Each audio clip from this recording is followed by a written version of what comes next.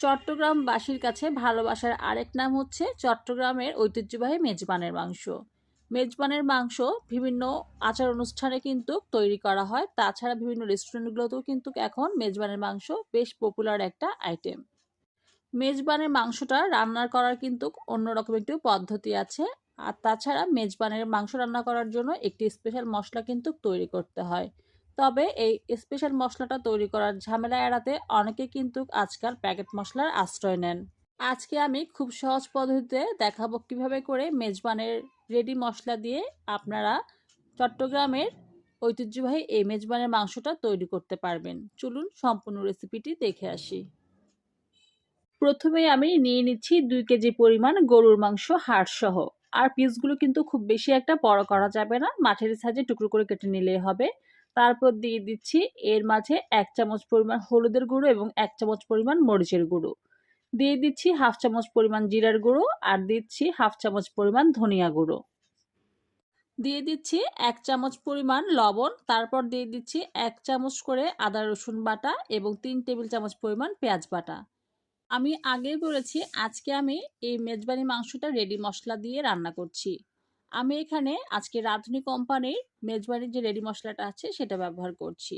মেজবানি মাংসের মশলায় দুটো প্যাকেট থাকে, একটি ছোট এবং একটি বড়। আমি ছোট প্যাকেট থেকে দিয়ে দিচ্ছি 2 চামচ পরিমাণ মশলা এবং বড় প্যাকেট থেকে দিয়ে দিচ্ছি প্রায় 2.5 চামচ পরিমাণ মশলা। এই মশলাগুলো কিন্তু আমি রান্নার শেষে আবারও ব্যবহার করব। যাই হোক, আমি এখন এখানে দিয়ে দিচ্ছি 3 টেবিল চামচ পরিমাণ সরষের তেল। তেল দেওয়া হয়ে গেলে আমি কিন্তু এবার সবগুলো উপকরণ খুব ভালো মতো মশলাগুলোর সাথে মেখে রেখে দিব 3 থেকে 4 ঘন্টার জন্য। অর্থাৎ ম্যারিনেট করে রাখতে হবে এই মাংসগুলো। মশলাটার সাথে মাংসগুলো মাখতে মাখতে কিন্তু অনেক সুন্দর একটা ফ্লেভার নাকের মধ্যে চলে আসছে।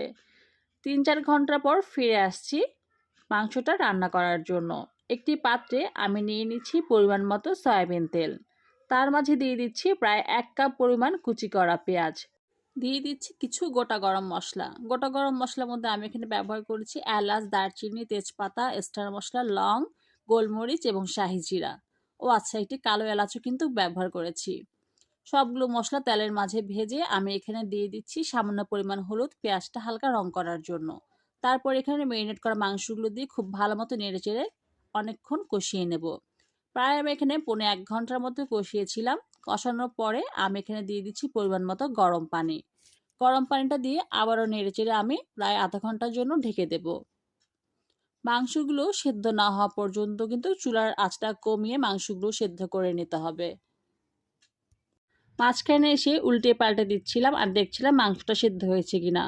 যখন মাংসটা সেদ্ধ হয়ে আসবে আমি এখানে দিয়ে দিচ্ছি 3-4টা কাঁচামরিচ আর দিয়ে দিব যে মশলাটা আমি ব্যবহার করেছিলাম মেজবানের, সেখান থেকে যে ছোট প্যাকেটটা ছিল সেখান থেকে হাফ চামচ পরিমাণ এবং দিয়ে দিচ্ছি বড় প্যাকেট থেকে হাফ চামচ পরিমাণ। তারপর আবারও নেড়েচেড়ে আমি ঢাকনা দিয়ে ঢেকে দেবো আর চুলার আঁচটা কিন্তু একদম কমিয়ে আরও 10 মিনিটের মতো চুলায় রাখবো।